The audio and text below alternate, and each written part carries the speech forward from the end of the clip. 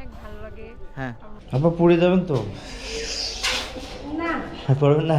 এগুলো সরকারের উচিত যেগুলো কোনো রক্ষণাবেক্ষণ করা করলে ধারণা করা হয় এবারে গোড়াপতন বা সৃষ্টি হয়েছিল আজ থেকে প্রায় 200 বছর আগে। হ্যাঁ, আপনি যেটা প্রথমে বলছিলেন যে নানাবিধ অবহেলা এবং অযত্নে এই বাড়ি প্রায় ধ্বংসের দিকে, অনেকেই বেদখল করে রেখেছে।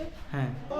দর্শক, এখন আমরা এই বাড়িটা একটু ঘুরে দেখাবো আপনাদেরকে। শেষ পর্যন্ত আমাদের সাথেই থাকবেন।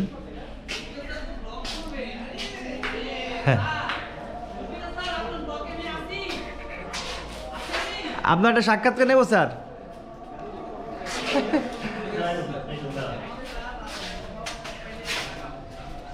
হ্যাঁ দর্শক, দেখতে পাচ্ছেন এই যে বিল্ডিংগুলো ভেঙে চুরে নষ্ট হয়ে যাচ্ছে। যদি এটা ব্যবস্থা নেওয়া হতো তাহলে অনেক সুন্দর হতো। আমাদের ভবিষ্যৎ প্রজন্ম জানতে পারতো জমিদারদের ইতিহাস।